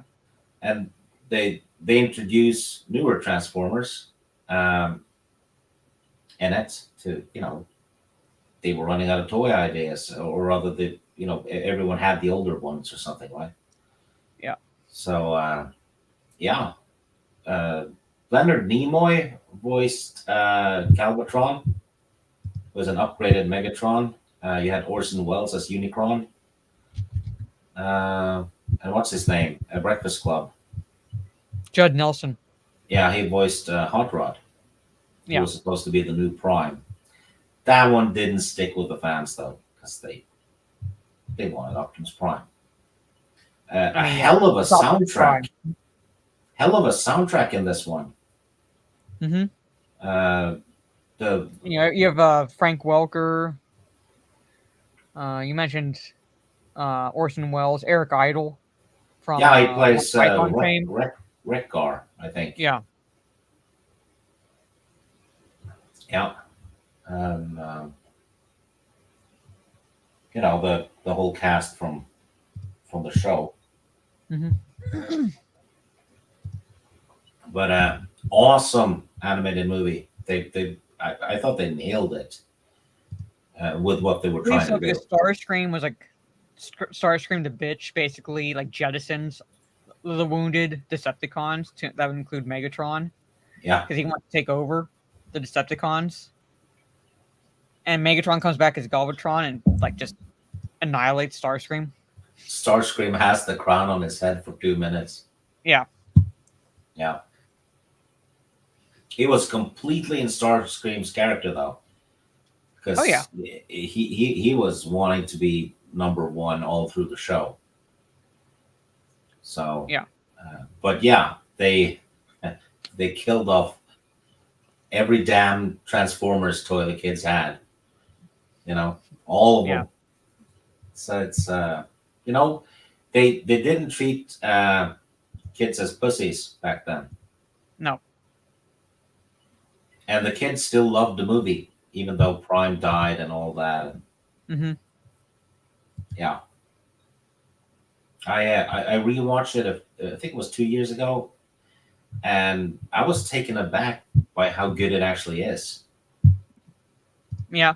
I get a kick out of the fact that it came out in 1986 and the movie itself is set in like the early 2000s, which was the future.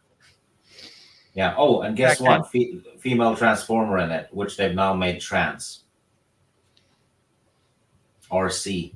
She is now trans in Transformers canon. Yeah, even though that's not what trans means in Transformers, and they're not fucking human. No. And she was like a kind of like a mother figure to Daniel, who was a human boy. Mm-hmm. And like, yeah. And you know, a female Transformer is nothing new because they had that in season 2 as well. Because they had Alita 1 and a couple of other ones. Yeah. So when they patted themselves on the shoulder, you know, having RC in the new live action movie, who was voiced by a trans person, they were not breaking any new ground. You know, the '86 movie had the same character. No. Oh, shit. Almost knocked my phone off. But no. I actually had that on my list, but higher. Yeah. Oh, sorry. So, well, maybe we'll talk about just a little you bit know later. what though? I think what I said before we started, that we were going to have 3 Mhm. crossovers. I feel confident because I think we both have the same number 1. We'll see. Yeah. But my number 3 is Aliens. Okay. Well, that was the I'm not one I going was to have the thinking. same number 1. That's the thing. That was the one I was thinking about because it's my number 1. Two movies had an edge. Had an edge. All right, for different reasons. I'm not saying Aliens is a bad movie. I still prefer the first one to the second one. I prefer the psychological thriller over the sci-fi action. All right, but I couldn't give it. I couldn't put it at number 1 or 2 because there are 2 movies that, for different reasons, I put higher than Aliens. But Aliens is at least in the top fucking 3, so you can put down the knives, chat. All right. Basically, picks up a long time later after the first Alien movie because like Ripley has been kind of floating in space, and the way space works is time slows down. So what seemed like a short time for her is like a long time on Earth, to the point where she actually missed her daughter growing up and everything. And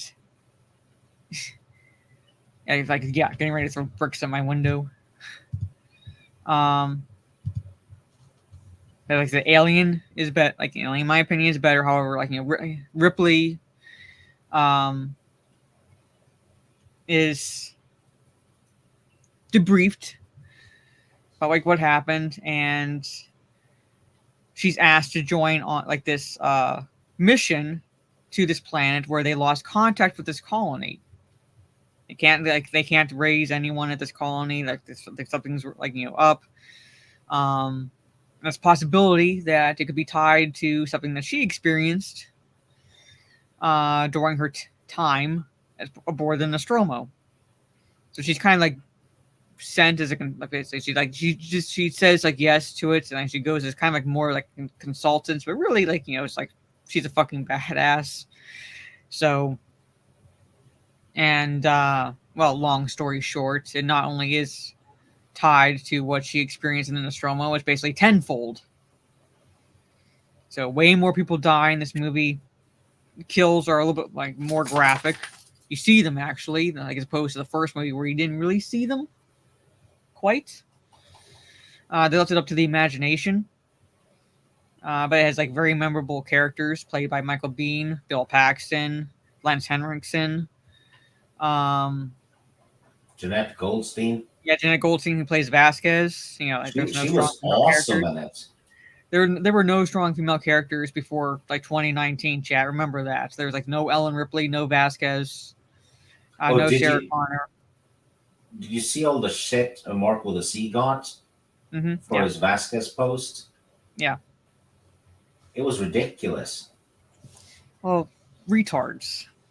I saw one of them claim that if Aliens had come out today, Vasquez would be accused of being a self-insert. I'm like, how the hell would James Cameron be self-insert? Use a Latina lady as a self-insert. Yeah. As I said, retards. Pretty much. But like, you know, basically these Marines are sent to figure out what happened at this colony, and basically it all goes to shit in a aliens and xenomorph way. This is more of an action movie, though. As I said, it's sci-fi action. Yeah, the first one is sci-fi horror.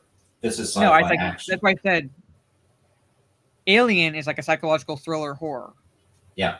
Aliens is straight up sci-fi action. Yeah. There might be horror elements with the xenomorphs, but like straight up sci-fi action. Whereas the first movie, Alien, which is why I prefer it, is like a contained horror story in space.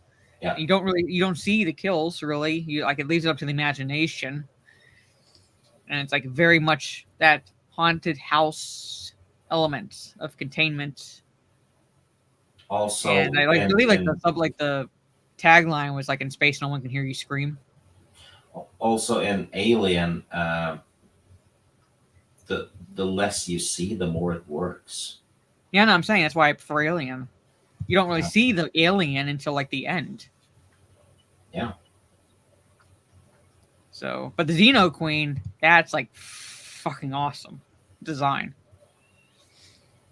Yeah, and every scene you see in the movie is all they had, because it was a bitch to get it to work. I believe it. So how big it was? Holy crap! Yeah. And practical effects, ladies and gentlemen. Yeah. Oh, and James Cameron said if he had seen the director's cut of Alien, there wouldn't have been an Alien Queen, because according to the director's cut of Alien, the first one, the alien itself makes the eggs by turning humans into them. Mm-hmm. So James Cameron didn't know that, though. That's why he came up with the Alien Queen, and I think that works better. I think that works better. Because it kind of, if you think about it, is very much a hive mind, and in a hive there's a queen. Yeah. So it works better. They're based on insects. Yeah. Which is, again, what I would prefer over what happened in the first movie. Both of them, though, are 10 out of 10 movies. Oh, yeah. Again, I give the edge in terms of those two movies to Alien. So, for me, it switches every week because I just like them equally, and both are 10 out of 10. So it's just my mood,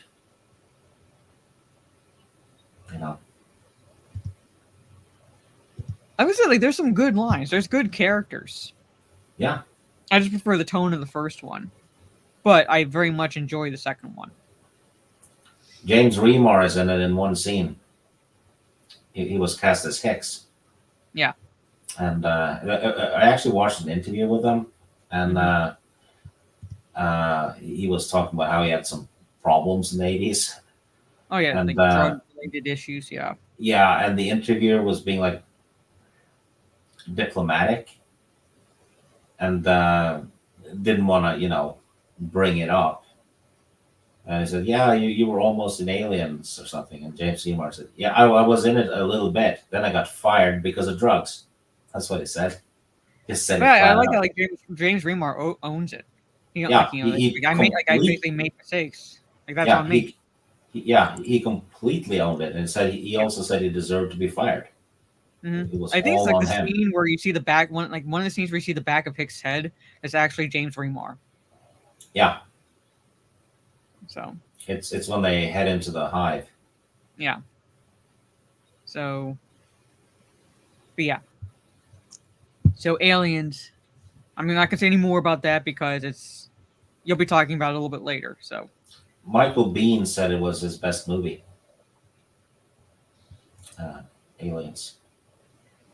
Aliens might have been his best movie, but I think his best character is Kyle Reese, in terms of like the '80s movies. Well, yeah, 80s. Well, Kyle Reese is more fleshed out. And I'm saying Uh, it's like in terms of characters, and yeah, he's known for in the '80s. I'd say Kyle Reese is better. I'd say his best acting though is as Ringo, Mm-hmm. Ringo and Tombstone. No, I'm saying I'm saying I'm saying like still within the I'm saying like still within the '80s. I'm not including anything past. Yeah, Because Tombstone is like early '90s. yeah, 93. But like the terms, like I'm saying that he's like you talk Michael Bean. I would say most people know him as either Hicks or Kyle Reese. Yeah. And of those two characters, Kyle Reese is a better fleshed out character. Did you see the deleted scene in Terminator 1 when he has a breakdown? No. You can find it on YouTube. Yeah. It's the day after Sarah has patched him up. I don't blame him. Yeah, he has a mental breakdown. Yeah. Really good acting. Yeah. So we're on my number two, ladies and gentlemen, and my number two is Big Trouble in Little China. As Victor Wong in it. James Hong, who has been around for a long time. He plays Lo Pan.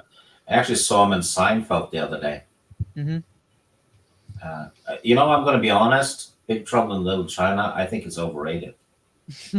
I don't hate it. I don't think it's a bad movie. I just think it's overrated.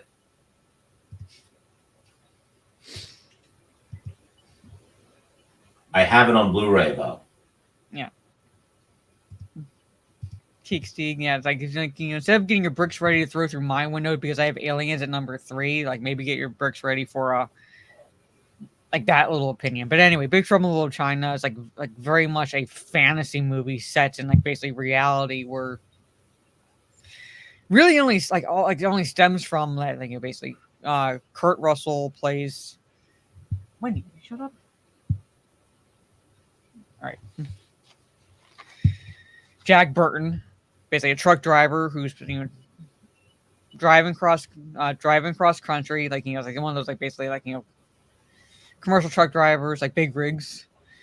Sees his friend, all right, Wang Chi, and just goes with his friend just to because like his friend's fiance is immigrating to America because he like finally saved up enough money that she can come to America so they can get married.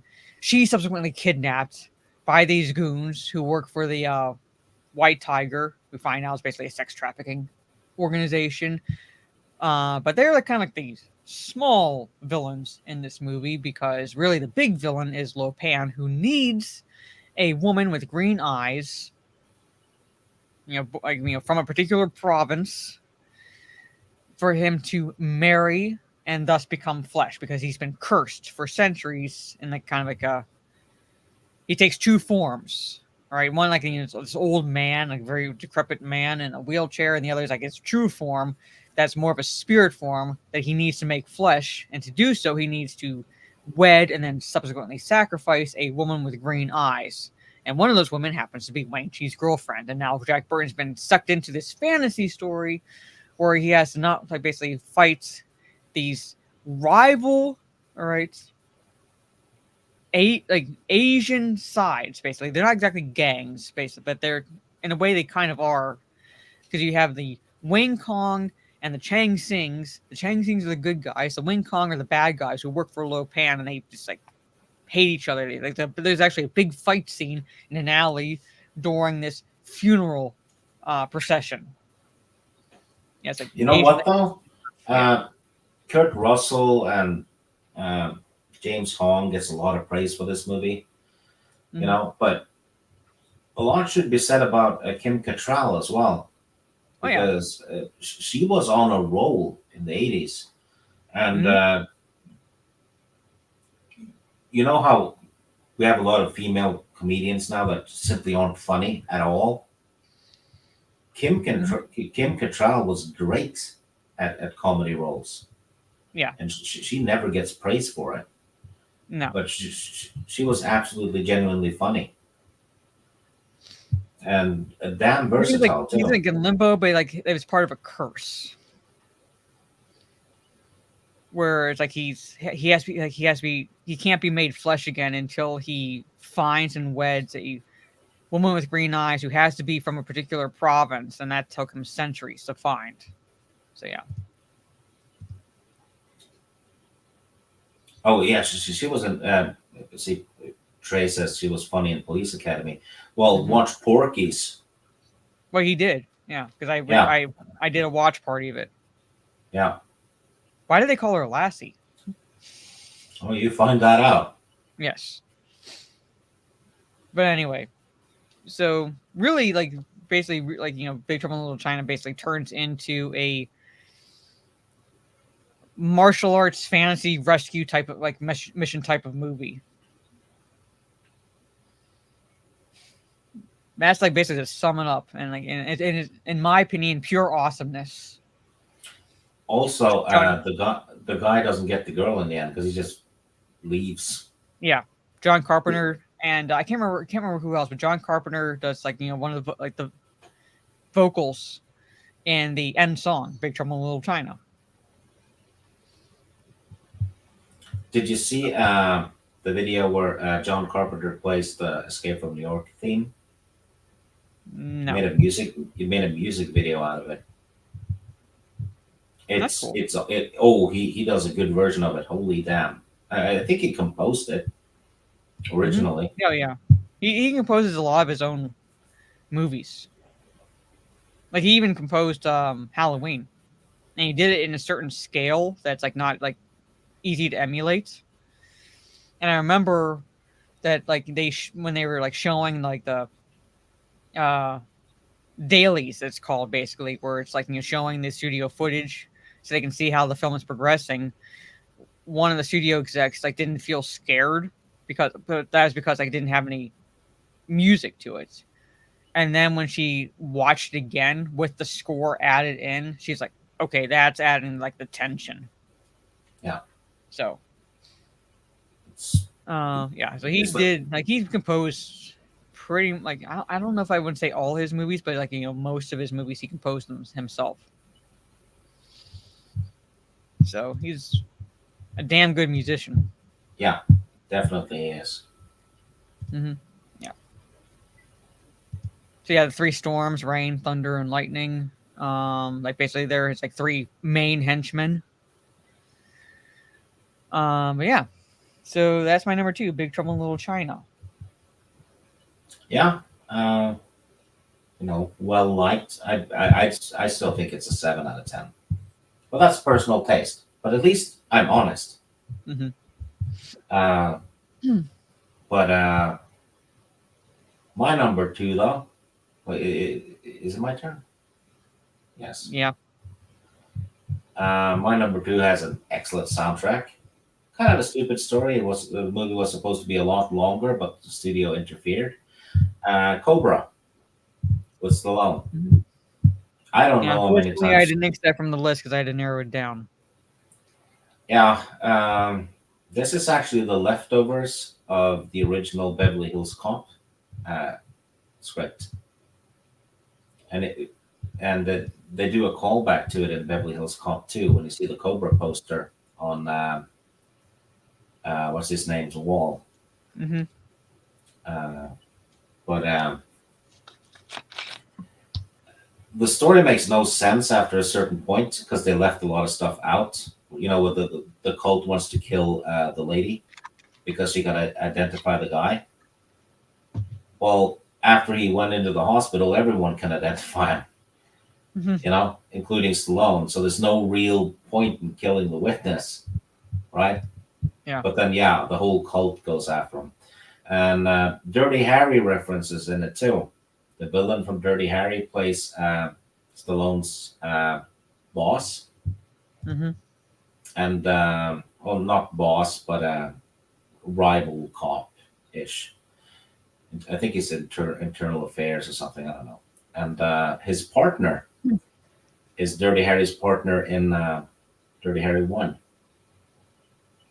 He also played Poppy on Seinfeld, the guy who pisses on the couch.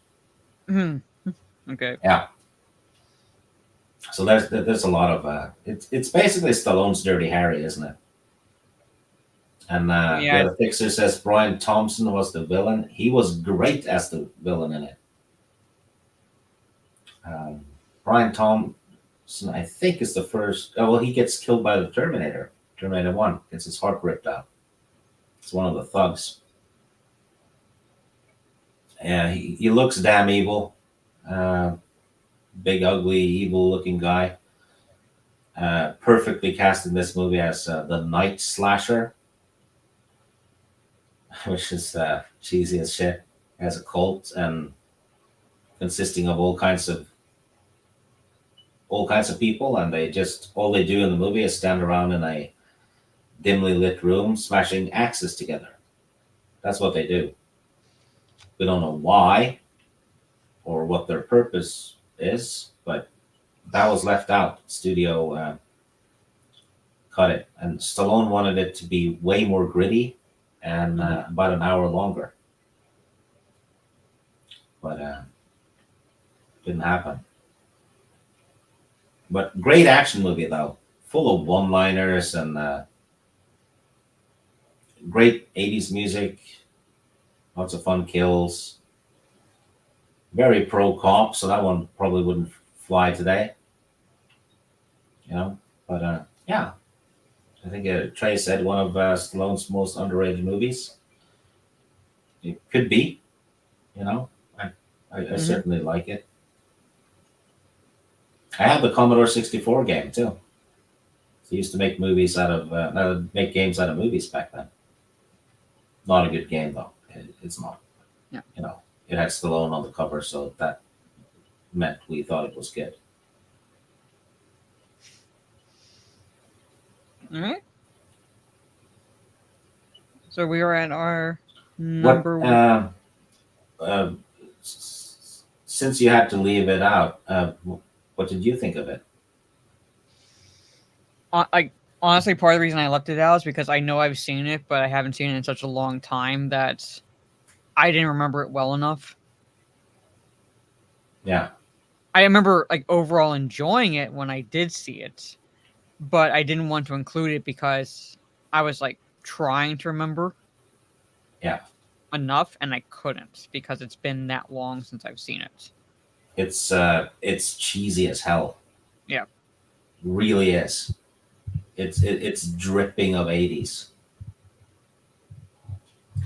So I'm not didn't leave it off necessarily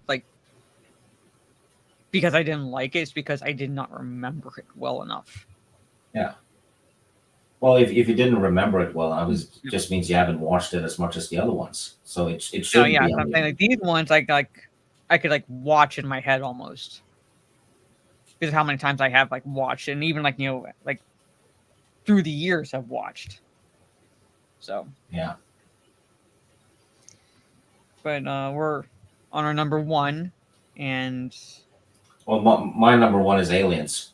So, I was gonna go through the 10 through 2, and then you can just give your quick go through on Aliens, and I'll give my quick go through on my number one.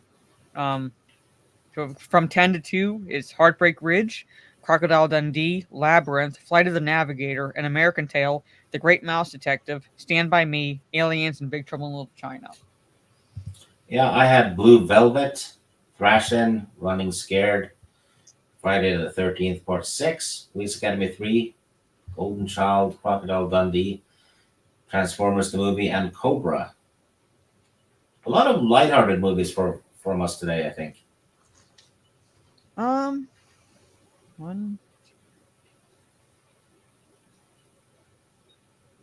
Yeah, most of mine are. Well, I mean, about half. Yeah. Maybe a The bit more than only half if you include Stand By Me, but like about half are lighthearted. the only really gritty one I have is Blue Velvet, but holy damn, is that one gritty though. Mm-hmm. The other ones I have, I wouldn't necessarily call gritty, except for maybe my number one, and definitely Aliens. But like they're dark. Yeah. So, but since number one, it's your turn to start. So, Well, your thoughts it's on Aliens? I a, know. it's Aliens, which was the third one I watched in that series actually. Watched one and then three due to availability. And in three they mentioned, oh yeah, we had soldiers, right? Mm-hmm. I'm like shit, there were soldiers. So I was obsessed with trying to get Aliens so I could watch that one. First time I watched it, I think it was on Laserdisc, and it was the director's cut. A friend of mine had it. So when Laserdisc happened, which lasted for a couple of years, and then it was gone. But mind blowing movie. They Quentin Tarantino. I saw an interview with him the other day, and he was talking about movie experience and stuff like that. And he said the only time when a movie had been like really hyped up, and he went to the cinema to watch it, the only one that really delivered on the hype was Aliens. Because it delivered everything it promised to do and then some. He said it was a mind blowing experience. And imagine seeing that for the first time in the cinema. Right? It has to be sick. Yeah. So, I mean, never got that chance. But even if they re-released it, I mean, like that, like it would be awesome having that experience, but it wouldn't be like having that experience for the first time seeing it on the screen. Yeah, that's how you get like a solid memory. Mm-hmm. And I remember watching Space Camp when I was in school, because I think like at one point they showed it. Yeah. What's the best cinema experience you've had? Best cinema experience? You mean in terms of like the movie? Yeah, the biggest. I'd have to go with the Lord of the Rings movies. Hmm. I'm not saying that like it's like there haven't been like other good experiences, but in terms of like if you add like an epic scale to it, yeah, it was the Lord of the Rings trilogy, like the releases. So basically, when you left the cinema, you were like, oh, wow, need to watch it again. Holy shit! Yes. Yeah. This one is like a very close second. This recent one that came out, Godzilla -1. Yeah. For me, it's probably Jurassic Park. Mm-hmm. Watch that one. I mean, I'm saying there's been a lot. Like you guys saying like to narrow it down, like to basically one experience, and I'm like, yeah. There's been like a number. I mean, like I very much loved Spider-Man 2. Like there's been. What was really good in the cinema? Cliffhanger. Because of all I did not see in the cinema. I saw it on TV after it came out. It was all the shots when you like got to see how far down it was when it was climbing. Mm-hmm. You really got felt like your stomach got sucked in, like you got vertigo. Mm-hmm. Yeah. So, but yeah, I'd have to. In terms of like just like it's like the epic scale, I had to go with like the Lord of the Rings movies, just because it felt like I was watching Middle Earth on screen. Yeah. So,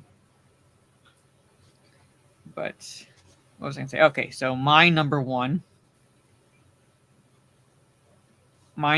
is the Transformers the movie. Oh, you have it as one. I have it as one. because it like I was granted I probably watched Beast Wars before a bit more so than I watched Transformers, but I was like I was a tomboy growing up, so I watched Transformers cartoons, and so and like basically remember like the movie itself being dark as hell. I'm Decepticon. So that's an answer to your question.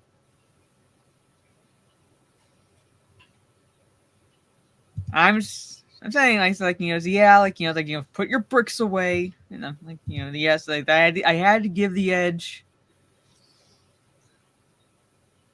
I had to give the edge to Transformers the movie because it's directed at kids, where it's good in that regard, but dark as fuck. Yeah. I mean, it's still good in that regard. They get eaten. Yes, and I have actually a picture of Dinobot that Megatron drew for me. Because Dinobot's like one of my favorites. Yeah. Hey, Freddy. So because of that alone, so like I knew Transformers was going to be high on the list. And as I'm putting the list together, it's like, you know what? I have to give this number one. I have to give this number one just because it's so fucking good. Yeah, they nailed it. It's so brutal, but it's so good. Yeah. And it's an animated film. They don't hold back. It's like, yeah, they're like, kids are watching this, but they're going to learn sometime. And what do? Just, okay, kill this character off, kill this character off, kill this character off, kill this character off. You know what was really dark? It was in season 3 of the Transformers. They found a tomb, an Autobot tomb. Mm-hmm. And the Quintessons had tampered with some of the bodies, and you got a zombie Optimus Prime. That one was eerie. That episode. You should check it out somewhere. It was eerie as shit. Yeah. There were other cartoons I remember growing up where it's like there were some episodes where it's like actually like legitimately scared me. You know, there was a show called Brave Star, which was a sci-fi western. They had an episode where some kids were on drugs, and they had to. They actually went there, the drug use among kids, and they had the balls to have one kid die of an overdose. Yeah, and they went there. That raised a lot of ruckus back in the 80s. But I mean, heck, if you want to teach kids not to do drugs, that's how you do it. Mm-hmm. Yeah. Yeah. So I said they didn't hold back. Like basically, they did not hold back. They did not treat anyone with like kid gloves. Literally. Yeah.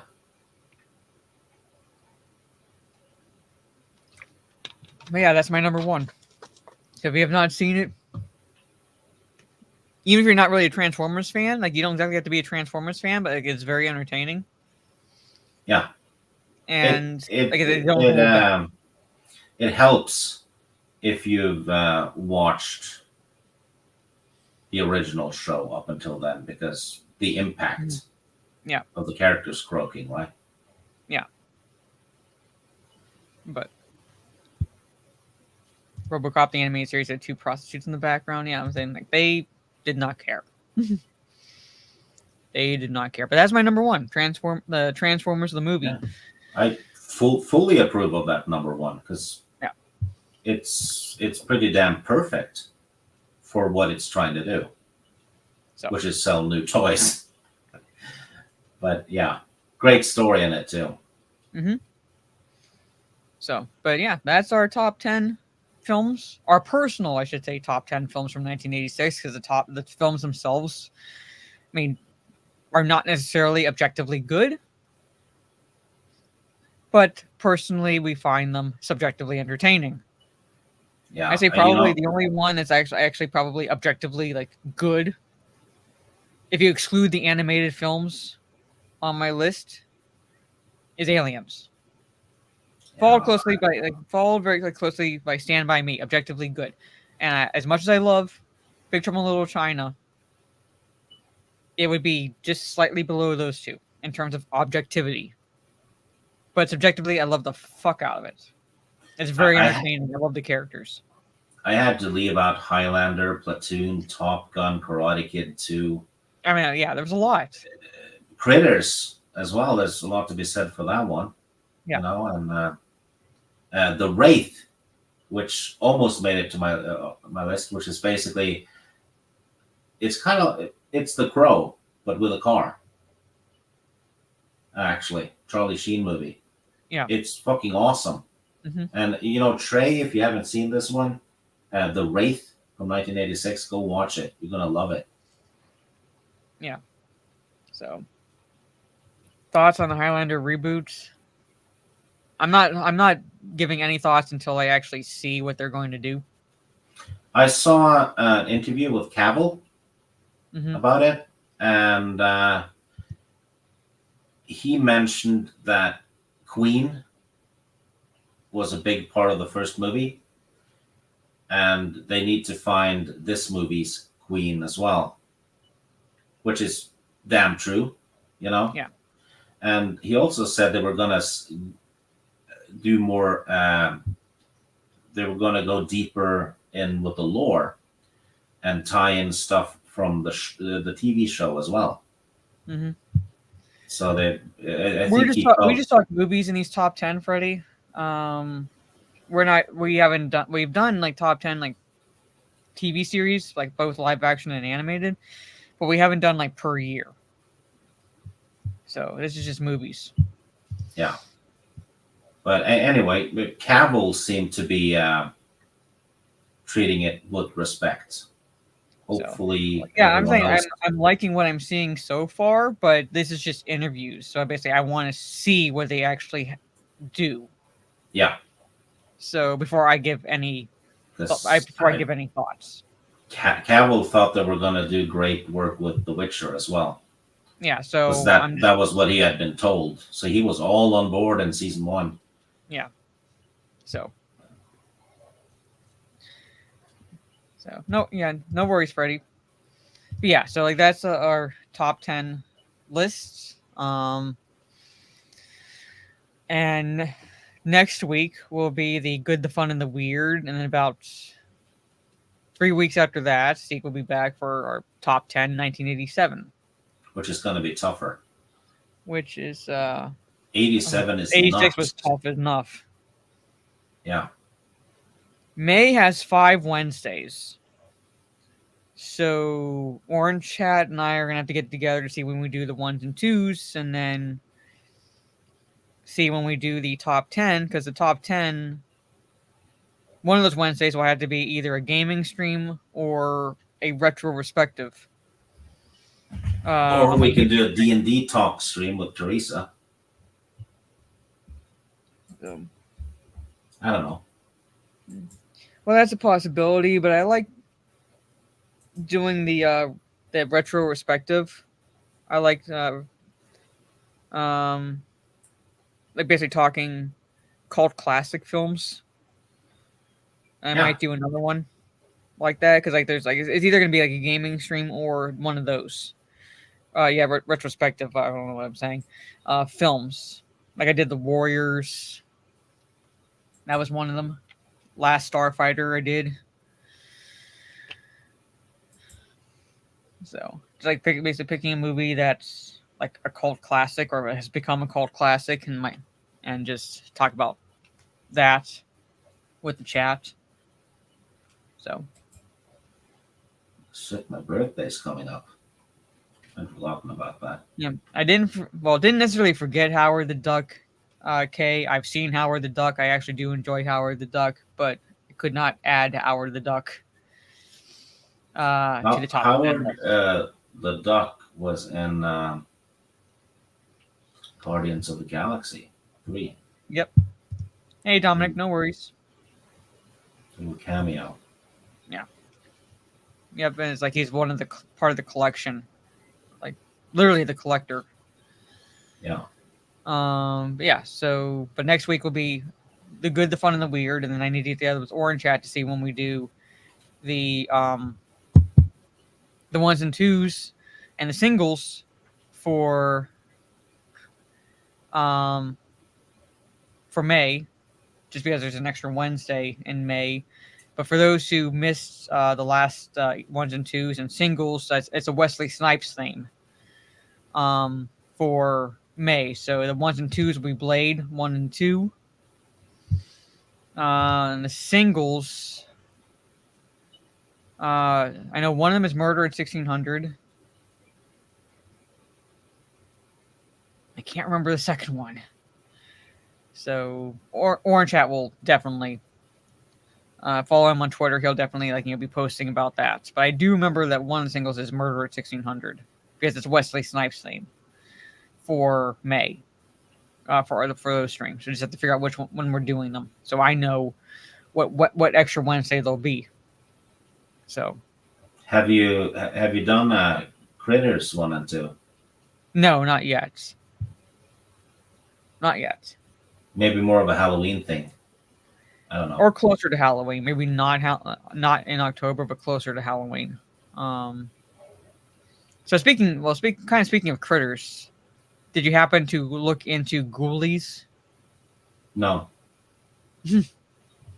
Because Chad, we play D&D, and Sieg was asking the players for ideas since it's set in the 80s. Thank you, Freddie. And I asked him, did you do Ghoulies yet?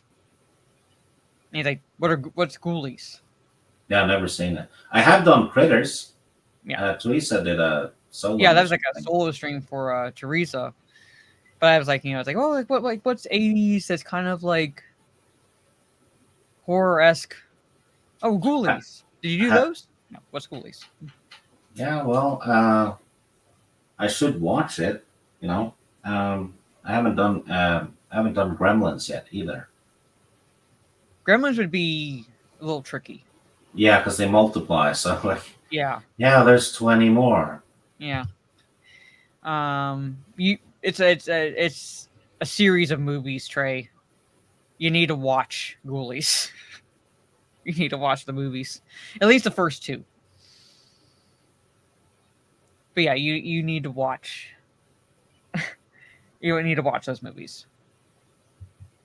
You're in for a treat. Yeah. So I was like, so I'm like, have you done Ghoulies? So he's like, he needs to look them up. Crockett and Tubbs from Miami Vice. Yeah. That one's been thinking about that. I also thought about MacGyver, but then I don't know how's that gonna work. I'll need a science degree to have him solve problems, right? Yeah. Demolition Man is the other single. So Demolition Man and Murder 1600. So. Yeah. Okay, yeah.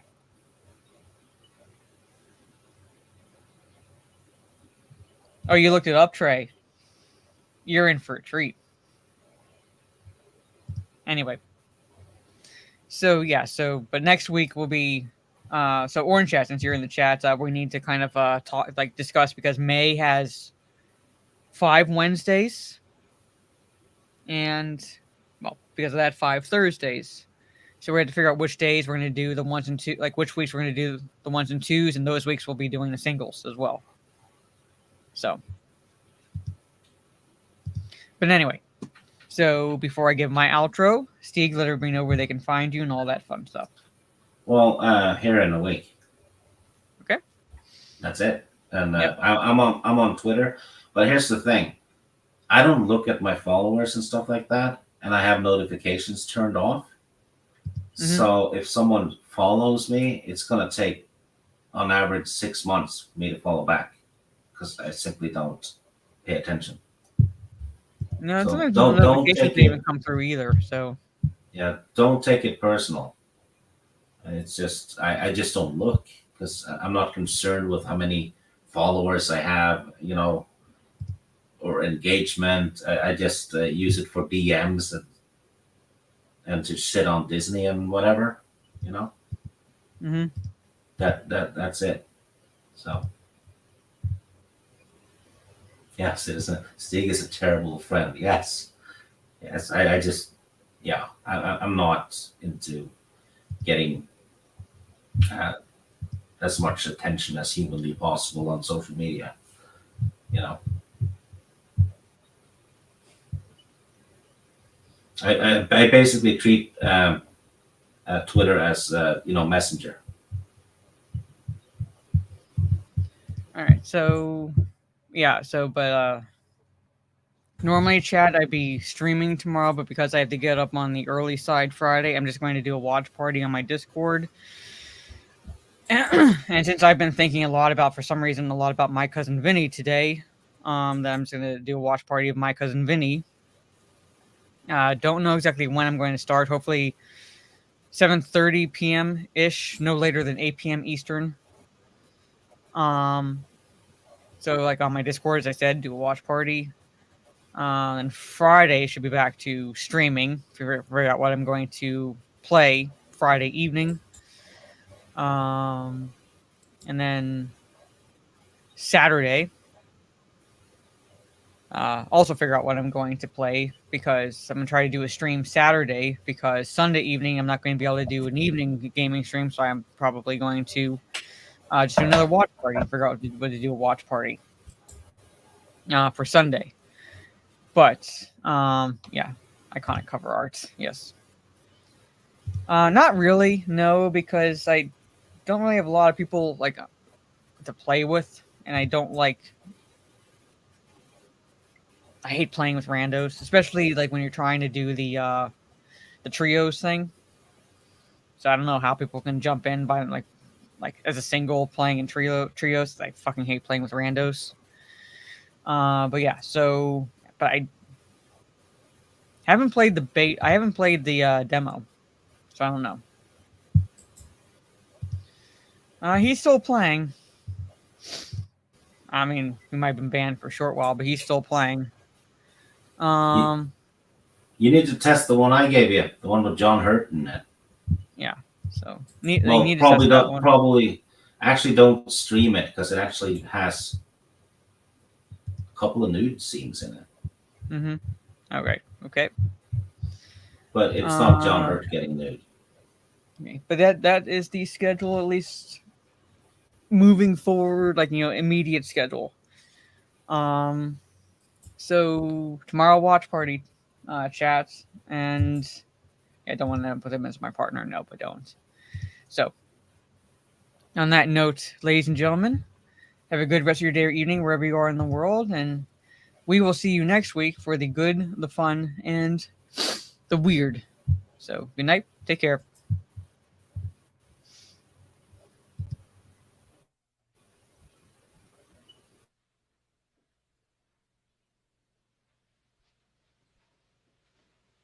You're still here?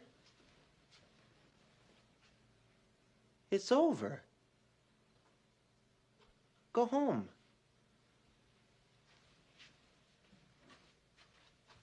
Go.